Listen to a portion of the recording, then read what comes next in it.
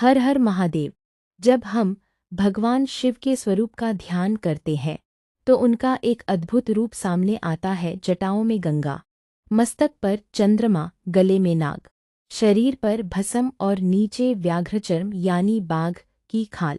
लेकिन क्या आपने कभी सोचा है कि महादेव ध्यान करते समय व्याघ्रचर्म पर ही क्यों विराजमान दिखाई देते हैं? क्या इसके पीछे केवल कोई पौराणिक कथा है या इसमें मनुष्य के जीवन के लिए कोई गहरा आध्यात्मिक संदेश भी छिपा है? आज के इस वीडियो में हम जानेंगे व्याघ्रचर्म की पौराणिक कथा, शिवजी और बाघ की खाल का संबंध, शिव ध्यान में व्याघ्रचर्म का महत्व, बाघ किस शक्ति का प्रतीक है, व्याघ्रचर्म अहंकार और वासनाओं पर विजय का संकेत कैसे है, शिवजी के इस स्वरूप से हमें क्या सीख मिलती है। एक व्याघ्रचर्म क्या है? व्याघ्र का अर्थ है बाघ और चर्म का अर्थ है खाल, इसलिए व्याघ्रचर्म का सामान्य अर्थ हुआ बाघ की खाल।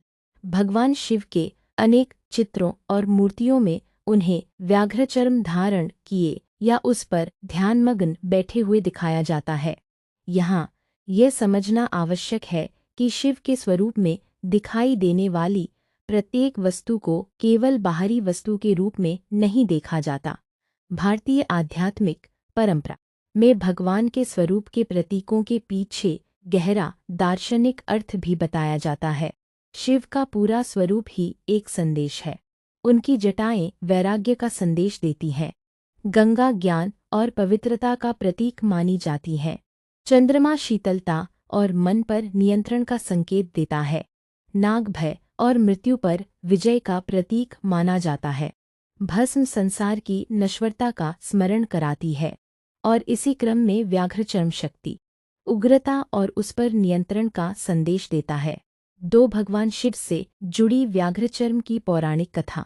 शिवजी के व्याघ्रचर्म से जुड़ी एक प्रसिद्ध कथा दारुकवन के ऋषियों से संबंधित बताई जाती है।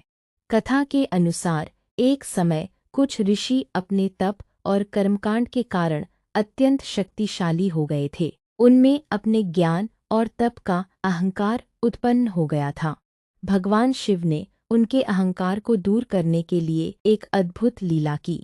कहा जाता है कि ऋषियों ने शिव को नुकसान पहुंचाने के उद्देश्य से यज्ञ की अग्नि से एक भयंकर बाघ उत्पन्न किया। वह बाघ शिवजी पर झपटा, लेकिन महादेव उससे भयभीत नहीं हुए। उन्होंने उस बाघ को परास्त किया और उसके चर्म को धारण कर लिया।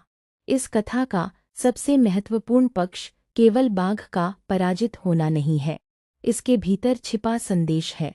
जिस शक्ति से संसार भयभीत होता है, महादेव उसी शक्ति को अपने नियंत्रण में कर लेते हैं और यही शिव के स्वरूप का अद्भुत रहस्य है। 3. बाघ किसका प्रतीक है? आध्यात्मिक दृष्टि से बाघ को केवल एक पशु के रूप में देखने के बजाय उसके गुणों को प्रतीकात्मक रूप में समझा जा सकता है। बाघ में शक्ति है, उग्रता है, आक्रामकता है, अपनी इच्छा पूरी करने की प्रवृत्ति है। मनुष्य के भीतर भी ऐसी ही अनेक शक्तियाँ होती हैं। क्रोध, कामना, लोभ, अहंकार, ईर्ष्या और आवेग जब अनियंत्रित हो जाते हैं तो वे मनुष्य को अपने वश में कर लेते हैं। इसीलिए शिवजी का व्याघ्रचर्म एक सुंदर आध्यात्मिक संदेश देता है। शक्ति को नष्ट करना आवश्यक नहीं, शक्ति को नियंत्रित करना आवश्यक है। 4. शिवजी व्याघ्रचर्म पर ध्यान क्यों करते हैं? अब प्रश्न आता है, शिवजी ध्यान करते समय व्याघ्रचर्म पर ही क्यों बैठते हैं? इसका एक आध्यात्मिक अर्थ यह माना जाता है कि शिव पूर्ण रूप से इंद्रियों और मन पर नियंत्रण रखने वाले योगी हैं। ध्यान का अर्थ केवल आंखें बंद करके बैठना नहीं है।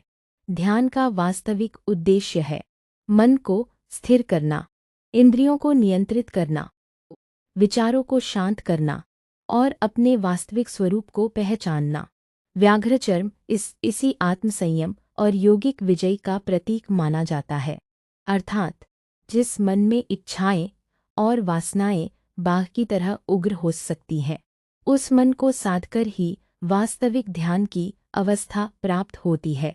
5. व्याघ्रचर्म और अहंकार का संबंध। बाघ की शक्ति के सामने सामान्य मनुष्य भयभीत हो सकता है, लेकिन महादेव उस शक्ति के ऊपर विराजमान है। यह दृश्य हमें एक बहुत बड़ा संदेश देता है। अहंकार जितना भी शक्तिशाली क्यों न हो, ज्ञान और आत्मबोध के सामने उसका अस्तित्व समाप्त हो जाता है। मनुष्य जब धन, शक्ति, ज्ञान या पद प्राप्त करता है तो उसके भीतर अहंकार आ सकता है। वह सोचने लगता है, मैं सबसे बड़ा हूँ।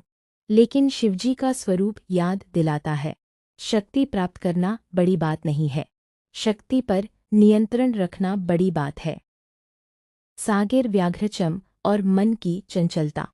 मन भी कभी कभी बाघ की तरह हो जाता है, एक पल में शांत और अगले ही पल क्रोधित।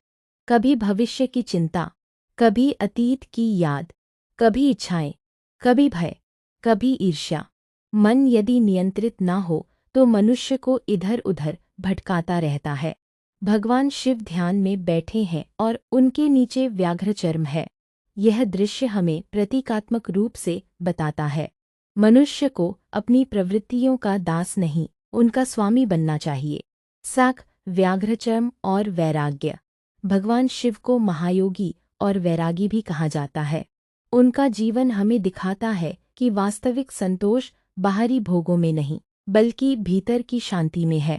शिवजी राजमहल में नहीं रहते, वे कैलाश पर रहते हैं। शरीर पर भस्म लगाते हैं, गले में सर्प धारण करते हैं, व्याघ्रचर्म पहनते हैं।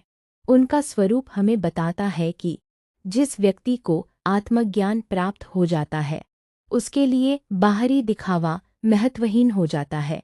व्याघ्रचर्म इसी वैराग्यपूर्ण योगी स्वरूप को और अधिक स्पष्ट करता है। उन्हीं शिवजी का ध्यान हमें क्या सिखाता है? महादेव का ध्यानमग्न स्वरूप हमारे लिए बहुत बड़ा संदेश है। जब जीवन में परिस्थितियां कठिन हों, तब मनुष्य को तुरंत प्रतिक्रिया देने के बजाय कुछ रुकना चाहिए। शिव की तरह शांत होना चाहिए। क्रोध आए तो शांत रहें, अपमान मिले तो विवेक रखें, लोभ आए तो संयम रखें, अहंकार आए तो अपनी नश्वरता याद रखें। यही शिव के ध्यान का संदेश है। बाहर चाहे कितना भी शोर हो, भीतर शांति बनाए रखना ही सच्ची साधना है। नीरबाग की शक्ति और शिव की शांति, यह शिवजी के स्वरूप का सबसे सुंदर विरोधाभास है। एक तरफ है बाघ की उग्रता, दूसरी तरफ है महादेव की शांति। एक तरफ है शक्ति, दूसरी तरफ है संयम। एक तरफ है आवेग, दूसरी तरफ है ध्यान। यही संतुलन शिव के स्वरूप को अद्भुत बनाता है। शिव हमें सिखाते हैं, शक्ति रखो लेकिन उसका दुरुपयोग मत करो। क्रोध महसूस करो लेकिन क्रोध के वश में मत आओ। इच्छाएं रखो लेकिन इच्छाओं के गुलाम मत बनो। एग्रो व्याघ्रचर्म का सबसे गहरा आध्यात्मिक अर्थ अगर पूरे विषय को एक वाक्य में समझना हो तो कहा जा सकता है, व्याघ्रचर्म उस उग्र शक्ति पर विजय का प्रतीक है जो मनुष्य के भीतर अहंकार, क्रोध और अनियंत्रित इच्छाओं के रूप में मौजूद है। शिव उस शक्ति को दबाते नहीं बल्कि उसे साध लेते हैं। यही योग है।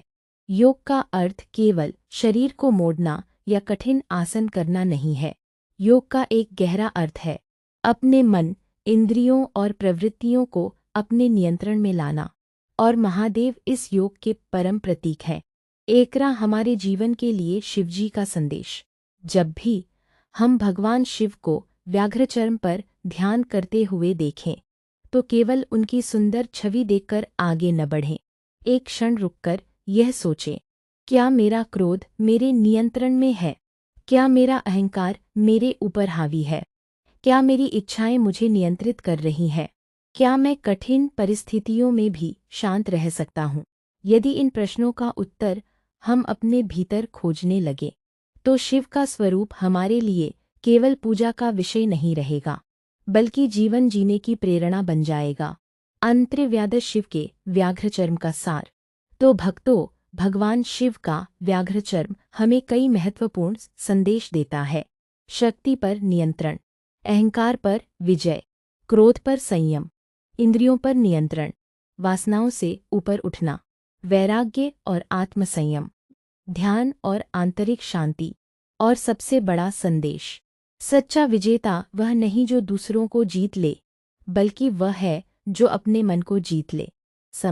तो अगली बार जब आप भगवान शिव को व्याघ्रचर्म पर ध्यान करते हुए देखें तो याद रखिएगा, वह व्याघ्रचर्म केवल बाघ की खाल का प्रतीक नहीं है, यह हमारे भीतर छिपी उन शक्तियों का प्रतीक भी है जिन्हें हमें ज्ञान, ध्यान और आत्मसंयम से साधना है।